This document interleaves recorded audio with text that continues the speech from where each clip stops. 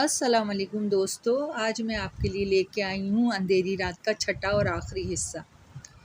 وہ بظاہر دسمبر کی ایک عام سی صبح تھی۔ وہ سورج کی سنہری سردی کی وجود پہ بیٹھیاں بن کے چپ رہی تھی، لہٰذا سردی کو اپنی زخمی وجود سمیٹ کے جانا پڑ گیا تھا۔ میں اپنی شادی کی تیاریوں میں مصروف تھا۔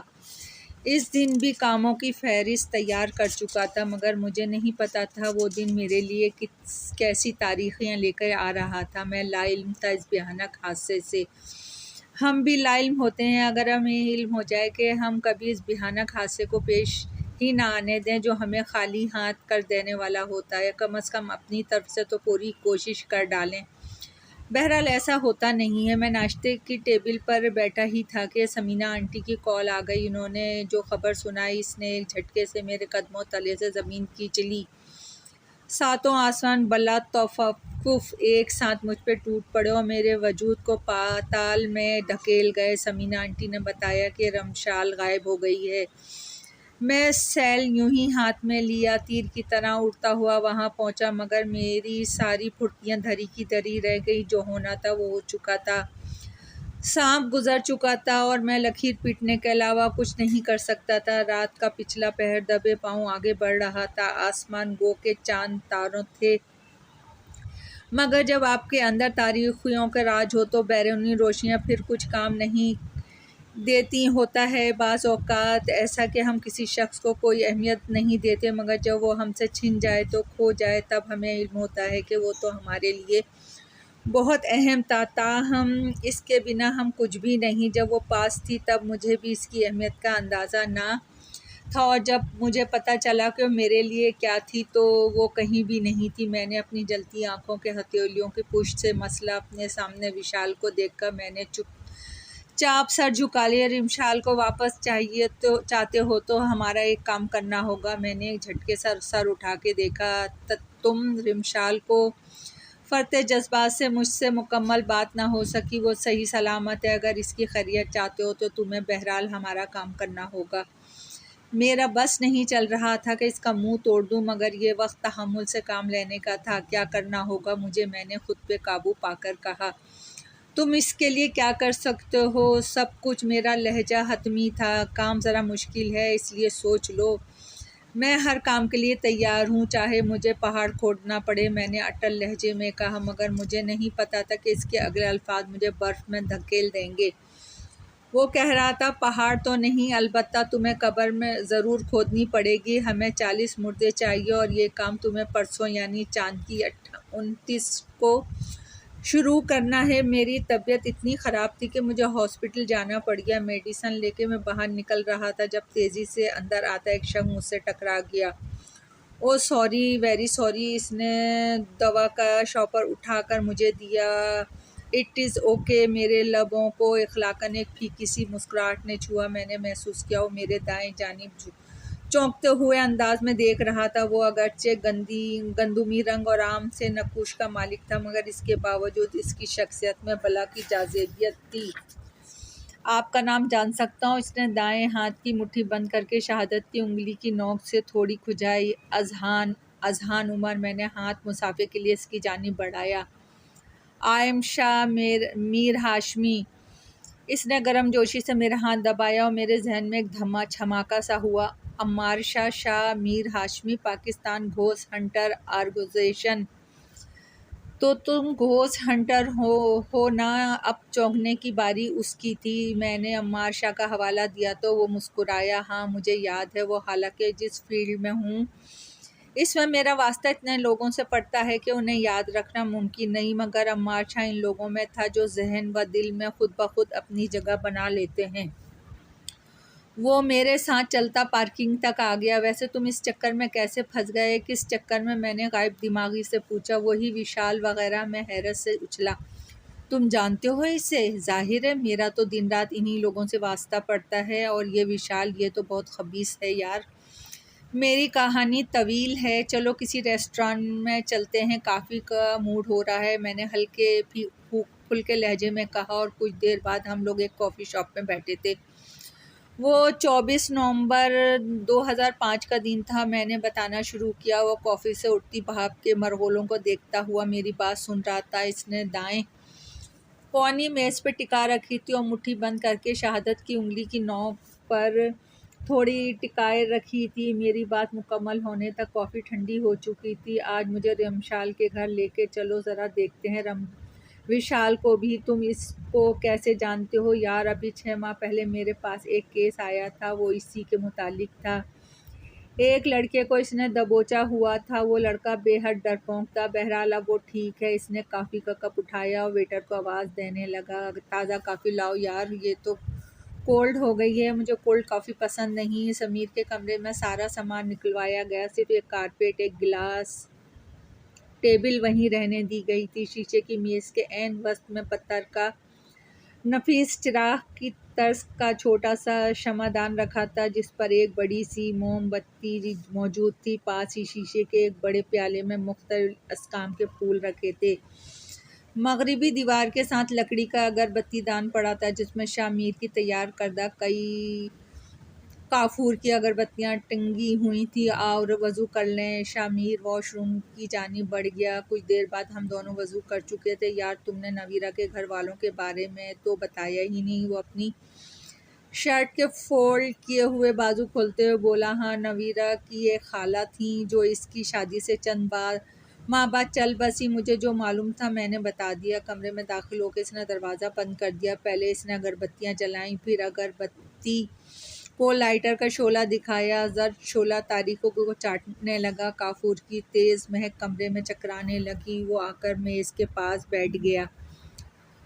وہ زیر لب کچھ پڑھتے ہوئے موم بتی کے شعلے کو یک ٹک گھور رہا تھا۔ 10 12 منٹ، 15 منٹ اور پھر ٹھیک 22 منٹ بعد اس نے پلکیں جھپکی تھیں۔ اس نے ایک پھونک ماری، شعلہ تھرتھرایا اور بجائے بجھنے کے مزید بھڑک اٹھا۔ اسی لمحے میں نے کمرے میں کسی وجود کی آمد محسوس کی۔ کمرے کا درجہ حرارت گھٹتا چلا گیا۔ سردی میں گلی خوف کی نوکیلی لہر میرے وجود کو آری کی طرح کاٹتی چلی گئی۔ ہوا کا ایک تیز مضطرب جھونکا کمرے میں ادھر ادھر چکرانے لگا۔ اس کی سرسراہٹ واضح تھی، وہ بے قراری سے چکرا رہا تھا۔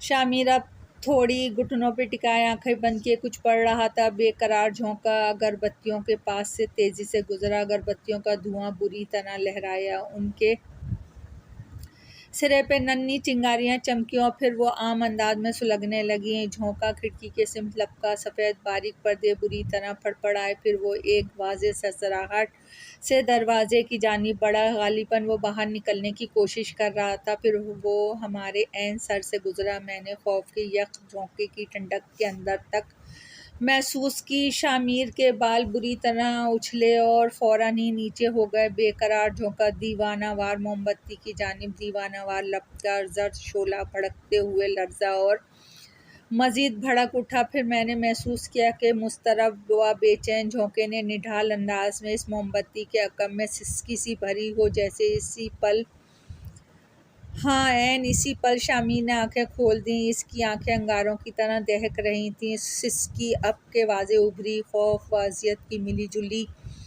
لذت میں ڈوبی سسکی تھی۔ وہ اپنی اصلیت بتاؤ۔ شاہ میر کا لہجہ سپاٹ تھا۔ موم بتی کا شعلہ بڑے زور سے لرزا۔ میں نویرہ ہوں۔ پچھلے ماہ مجھے ساحلہ نے مار دیا تھا۔ مجھے آدم خور بھی اسی نے بنایا تھا۔ وہ شاہ میر کی ہر بات کا جواب سسکیوں کے درمیان دیتی گئی۔ اس کے جانے کے بعد کمرے کا درجہ حرارت معمول پہ آ گیا۔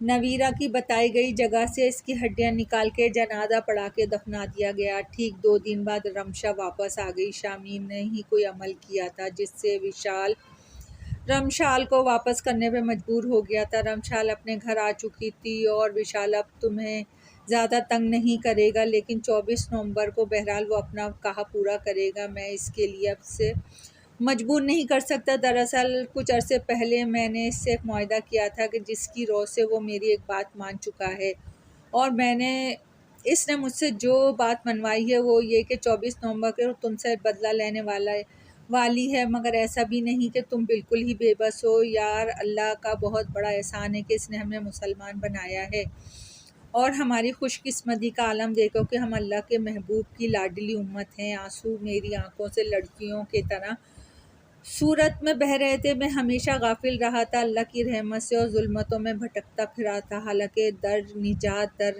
تو میرے سامنے تھا۔ ایسا ہی ہوتا ہے کہ ہم آسائشوں میں بھٹکتے پھرتے ہیں اور ایک اس دور کے علاوہ در بدر نجات ڈھونڈتے پھرتے ہیں، اور ایک ایسی درے سے غافل ہو جاتے ہیں جہاں نجات ملنی چاہیے۔ کیا اللہ کے سوا کوئی اور ہے قادر؟ کیا اس جیسا عظیم مرتبہ کوئی دوسرا ہے؟ خدا کے علاوہ کون ہے جو ہمیں خدا سے زیادہ دے سکتا ہے؟ کوئی نہیں، یقیناً کوئی بھی تو نہیں۔ تو پھر آئیں، آپ بھی درِ نجات پہ آئیں، اللہ کا در کھٹکھٹائیں اور دیکھیں کہ آپ کو کتنی جلدی نجات ملتی ہے۔ آزمائش شرط ہے۔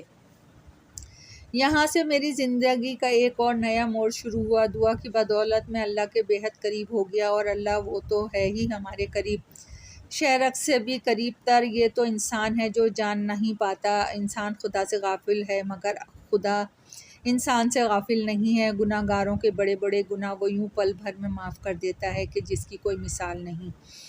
اس کا سمندر رحمت بے حد بے حساب وسیع ترین ہے۔ بہرحال رمشال فی الحال اپنے گھر ہی میں تھی۔ شامیر کا مجھ سے رابطہ تھا۔ اسی دوران مجھے وشال اور زائلہ اکثر دکھائی دیتے تھے، تاہم کوئی قابل ذکر واقعہ پیش نہ آیا۔ 24 نومبر کا سوچتے ہی مجھے تھوڑا خوف محسوس تو ہوتا تھا، تاہم پہلی والی کیفیت نہ رہی تھی۔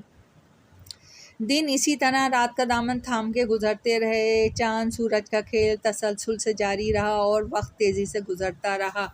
ویسے یہ وقت بنا پروں کے بھی کس قدر تیزی سے اڑتا چلا جاتا ہے۔ صبح اٹھتے ہی میں نے دینو بابا سے ناشتے کا کہہ دیا تھا، پھر ساگ، مکھن لگا پراٹھا، اچار اور پھولے آملیٹ کے ساتھ چائے کا مگ لے کر میں نے اہتمام سے ناشتہ کیا، یہ سوچ کے کیا خبر کہ یہ میری آخری ناشتہ ہو۔ پھر رمشال سے بات کر کے اپنا خیال رکھنے کی تاکید کی، اور پھر جب بے چینی نے اپنی گرفت میں میرے دل کو جکڑا تو میں باہر نکل آیا۔ وہی انجانی سی قوت مجھے لیے جا رہی تھی، میرا روم روم کو بے قراریوں کی سوئیوں کی طرح چبھ رہی تھی، اضطراب میرے خون میں شامل ہو کے رگوں کو گندھک کے تیزاب کی طرح کاٹ رہا تھا۔ مجھے اپنے دائیں بائیں دونوں طرف مسلسل قدموں کی آہٹ محسوس ہو رہی تھی، اور وشال اور زائلہ کی موجودگی کا احساس قوی تر تھا۔ ایک جگہ ایک پگڈنڈی مغربی سے مڑ رہی تھی، میں سیدھا چل رہا تھا جب کسی انجانی قوت نے میرا رخ پگڈنڈی کی جانب کر دیا۔ میں اسی پہ چلتا گیا۔ فضا میں دھند سا غبار پھیلا تھا، قدموں کی چاپ کے علاوہ میری سماعت سے سرگوشیاں اور دبی دبی سی پراسرار ہنسی گاہے بگاہے ٹکراتی تھی، اور مجھے لگتا تھا کہ میرا دل دہل کے حلق میں آ گیا ہو۔ اچانک سامنے ایک سفید بلی نمودار ہوئی، اس کے ریشم جیسے چمکدار بال حرکت کرتے محسوس ہو رہے تھے، اس کی ہلکی سنہری آنکھیں گویا میرے وجود کو چیرنے لگی تھیں۔ وہ کاٹ، وہ اذیت ایسی جان لیوا تھی کہ میں بے اختیار بدحواس ہو کے بھاگ اٹھا۔ میرے جسم کی ساری طاقت قدموں میں سمٹ کے محترق تھی۔ مجھے عقب میں بلی کی غرانیں مسلسل سنائی دے رہی تھی۔ خدا جانے کہ میں کب تک یوں ہی رہا، اس کے بعد مجھے کچھ یاد نہیں، اور پھر جب میں نے احساسات کو چھوا تو میں خود کو ایک طویل صحرا میں جاگتے ہوئے پایا۔ جلتا سورج عین سر پہ مسلط تھا، گرمی تھی، شدید ترین گرمی۔ گرمی کی حدت سے میرے وجود گرمی کا ایک ایسا جہنم بن چکا تھا۔ بے اختیار جی چاہا اپنے بے تحاشا بڑے ہوئے ناخنوں سے جسم کی بوٹیاں نوچ ڈالوں۔ دل سرپٹ سینے کے سڑک پر دوڑ رہا تھا، پورے وجود پہ لرزہ طاری تھا، پسینہ جسم کے تمام تر مساموں سے پانی کی طرح بہہ رہا تھا۔ بے پناہ گرمی تھی، کوئی سائبان نہ تھا، نہ جانے امان۔ قدم لڑکھڑا رہے تھے، ہرگز گزرتا پل مجھے اپنی آگ کی محب سمندر میں دھکیل رہا تھا۔ آنکھوں میں سرخ دائرے سے ناچ رہے تھے۔ مجھے شدت سے کسی ایسی چیز کی تلاش تھی جو مجھے سورج دیوتا کے اندھے انتقام سے بچا سکے۔ حلق سوکھ کا کانٹا اور زبان چمڑے کا ایک ٹکڑا بن گئی تھی۔ میں ریت پر گر پڑا۔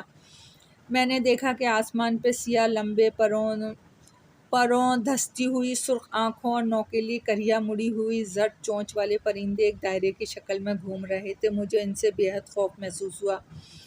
میں بامشکل اٹھا اور نڈھال انداز میں دوڑنے لگا۔ ایسے ہی وقت مہموس پرندوں کی ٹولی نے مجھ پہ حملہ کر دیا۔ میں اگلے ہی لمحے تیورا کر گر پڑا۔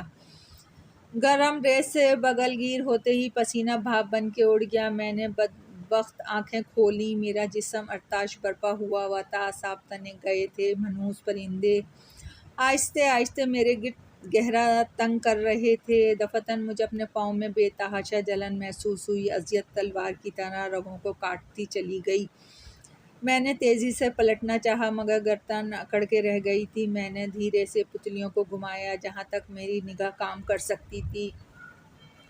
سرخ آسمان پہ جھلستی رنگت والے منحوس پرندے نظر آ رہے تھے، ان کی تعداد بڑھنے لگی، میری پتلیاں حلقوں سے بے چینی سے گردش کرنے لگیں۔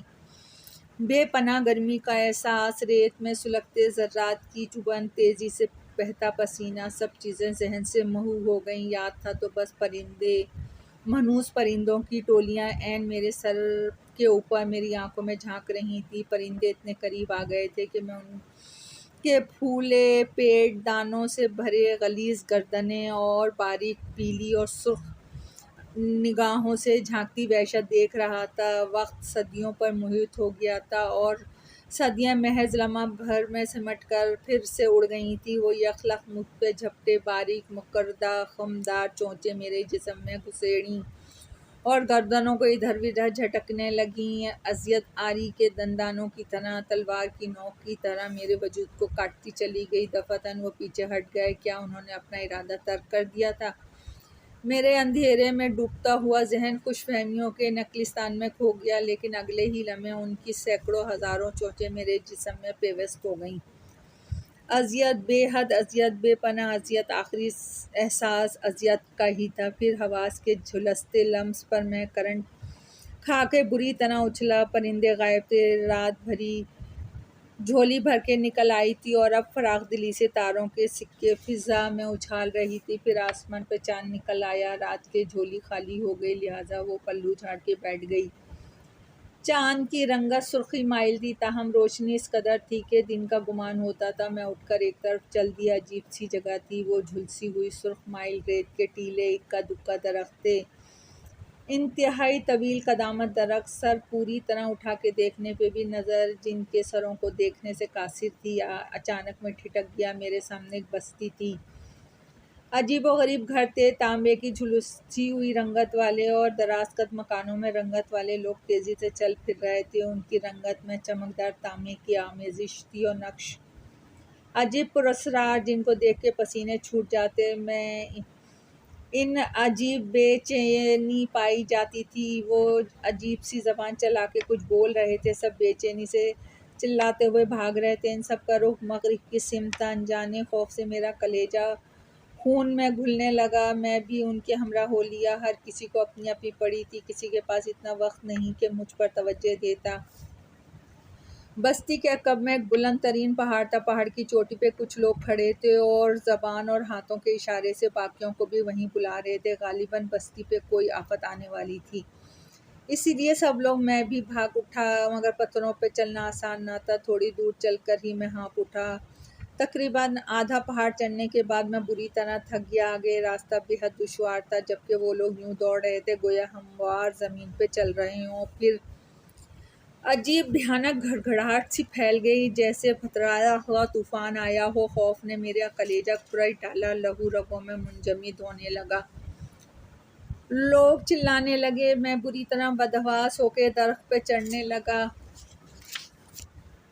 پاؤں چھل گئے، کپڑے چتھڑے بن گئے اور ایک آخری بار میں گرتے گرتے بچا۔ بازوؤں اور ہتھیلیوں سے خون رسنے لگا، تاہم میں شاخوں میں تک پہنچ گیا۔ ہواؤں کی شائیں شائیں اور عجیب سی طوفانی گھڑگھڑاہٹ کانوں کے پردے پھاڑنے لگی۔ لوگ چلاتے ہوئے عجیب و عجیب حرکتیں کر رہے تھے۔ میں نے پیروں کو شاخوں پر مضبوطی سے جمایا اور پلٹ کے دیکھا۔ ساتوں آسمان ایک زبردست گھڑگھڑاہٹ سے مجھ پہ آن گرے۔ میں یکدم توازن کھو کے گرنے لگا، تاہم میں نے خود کو سنبھال لیا۔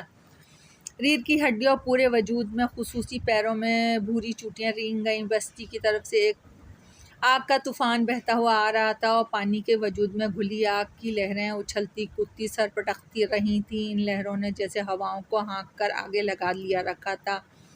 ہوائیں سر پٹکتی بین کرتی دوڑ رہی تھیں۔ ایسا لگتا تھا کہ دنیا کے تمام لوگ، تمام بدروحیں سینہ پیٹتے ہوئے ماتم کناں ہو ان کے بین کلیجہ چیر رہے تھے۔ آن واحد میں آگ کا دریا پہاڑ سے سر پٹکنے لگا، شر شر کی آوازوں سے فضا دہل اٹھی، ہوا میں موقع پاتے ہی فضا میں پرواز کر گئی۔ اب صرف آگ کا اچھلتا ابھرتا دریا تھا۔ تب میں نے کئی لوگوں کو لڑک کر اس میں گرتے دیکھا۔ وہ آگ کے نارنجی شعلوں میں گم ہو گئے اور اگلے ہی لمحے ان کے ڈھانچے گوش پوش سے یکسر آری ڈھانچے سطح پر آگ پر ابھر آئے۔ میرے جسم کا تمام خون یک بارگی خشک ہو گیا، دل مرغ بسمل کی طرح پھڑکنے لگا۔ آگ کی لہروں نے اچھل کے درخت کو چھوا اور میں تھر تھرا اٹھا۔ منہ زور لہریں دوسری بار جوں ہی واپس پلٹیں، درخت کے مضبوط قدم اکھڑ گئے اور وہ لڑکھڑا کے تیزی سے نیچے گرنے لگا۔ اس کا رخ آگ کے دریا کی جانب تھا۔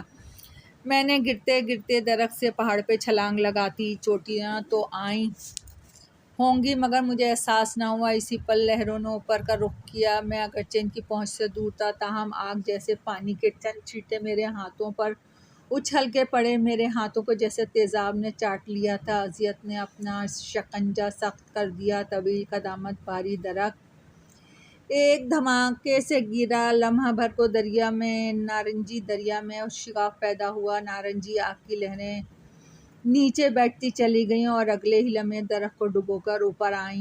چند لخت بھر درخت سطح پر ابھرا تو بالکل کوئلہ تھا، جیسے نہ جانے کتنی دیر جلا ہو۔ آگ میں بڑے بڑے بلبلے بن رہے تھے۔ تب مجھے خوف اور دہشت کے سوا کچھ بھی یاد نہ رہا۔ میں اکیلا تھا اور کوئی میری مدد کرنے والا نہ تھا، لیکن نہیں، کوئی تھا جو میری شہرک سے بھی نزدیک تھا، اور وہ کون تھا؟ اللہ! بے شک اس کے سوا کوئی مدد کرنے والا نہیں تھا۔ یا اللہ! میں حلق پھاڑ کے چیخ اٹھا۔ گونج زمین سے آسمان تک گئی۔ دفعتاً ایک بجلی سی گوندی اور دماغ اور دل کے تاریک ترین گوشے سے بھی یک بارگی روشن ہو گئے۔ دعائے سریانی نے میرے دل سے سر ابھارا اور بے اختیار لبوں پہ جاری ہو گئی۔ میری مٹھی میں پتھروں کا چھوٹا سا کنکر آ گیا۔ میں نے بے خیالی میں دریا میں پھینک دیا۔ آگ کا دریا سمٹ کے کم ہوا تھا۔ میں یوں ہی بے خیالی میں چھوٹے چھوٹے کنکر دریا میں پھینکنے لگا۔ میری آنکھیں اگرچہ دیکھ رہی تھیں مگر ذہن و دل دعائے سریانی کے مفہوم کے علاوہ ہر خیال سے یکسر عاری تھا۔ اور تبھی میں نے بتدریج کم ہوتی لہروں میں وشال و زائلہ کو جلتے پگھلتے دیکھا۔ وہ بار بار کچھ چلاتے ہوئے ہاتھ جوڑ کر مجھے دیکھتے تھے۔ میری ساتیں ان کی آواز سننے سے قاصر تھی۔ میری ساتوں میں تو دعائے سریانی کی آوازیں تھیں جو نہ جانے کون لوگ میرے ساتھ مل کے ادا کر رہے تھے۔ انتہائی خوشحال آواز تھی، ساتوں میں رس گھول رہی تھی۔ تمام آگ زمین میں جبس ہو گئی، وشال اور زائلہ سمیت، شاید بلکہ یقیناً ہمیشہ ہمیشہ کے لیے۔ زمین سے آسمان تک پوری کائنات میں دعائے سریانی کا ورد پھیلا ہوا تھا۔ میں بے قرار ہو کے سجدے میں گر گیا اور بچوں کی طرح پھوٹ پھوٹ کے رونے لگا۔ کافی دیر بعد سجدے سے سر اٹھا کر میں نے آنسوؤں سے تر چہرے پہ تشکر انداز میں ہاتھ پھیرا۔ میرے اندر کی ساری بے چینی، سارے اضطراب، سارے خوف کہیں بھاپ بن کے تحلیل ہو گئے تھے، اور ان سب کی جگہ کیف سکون اور گہری طمانینت نے لے لی تھی۔ اچانک بہت سارے لوگوں نے مجھے کاندھوں پہ اٹھا لیا۔ وہ خوشی سے ناچ رہے تھے اس عذاب سے نجات پانے پر۔ میں نے انہیں اشاروں سے سجدہ بجلانے کو کہا اور خود بھی اللہ کی اطاعت کے لیے سر جھکا لیا۔ میری تقلید میں بھی سبھی کے سب سجدہ سجود ہو گئے۔ سرسوں کے ساگ اور مکئی کی سوندھی خوشبو کو محسوس کرتے ہوئے میں نے آنکھیں کھول دیں۔ دھوپ کھڑکی سے جھانک رہی تھی۔ تم رمشال کو دیکھ کر مجھے حیرت کا جھٹکا لگا۔ وہ آملیٹ کی پلیٹ میز پہ رکھ رہی تھی، پاس ہی ساگ کا ڈونگا اور مکئی کی روٹی رکھی تھی۔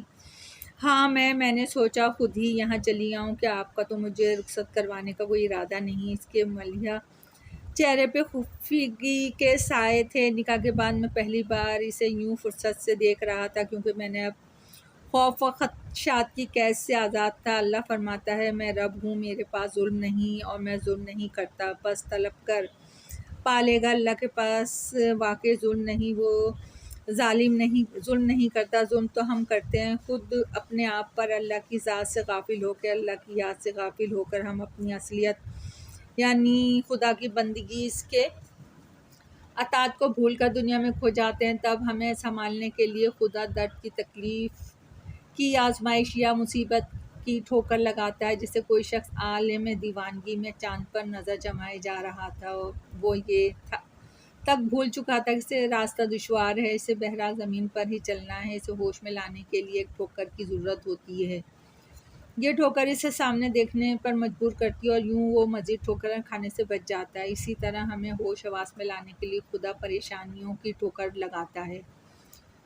اگر ہم سنبھل جائیں تو ٹھیک، ورنہ پھر مزید ٹھوکریں ہمارا مقدر بن جاتی ہیں۔ اگر پہلی ہی ٹھوکر پہ ہم خدا سے رجوع کر لیں تو بڑی آسانی سے مزید ٹھوکریں کھانے سے بچ سکتے ہیں، لیکن اکثر ہم لوگ سارا وش دوش قسمت کو دے کر بری ذمہ ہو کر بیٹھ جاتے ہیں، اور اگر کوشش کریں بھی تو ادھر ادھر لوگوں کو اپنے مسائل بتاتے پھرتے ہیں۔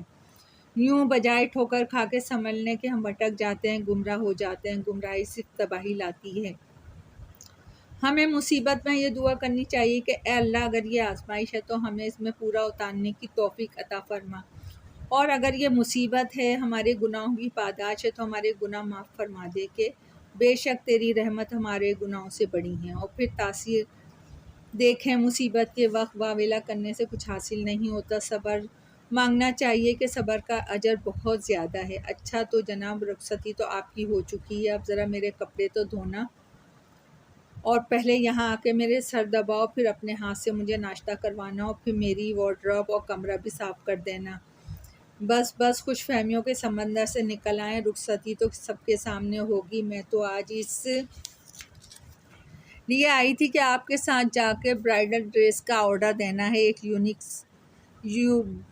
یونیک سا اسٹائل ہے میرے ذہن میں، وہ میری نظروں سے پزل ہوتی ادھر ادھر دیکھ رہی تھی۔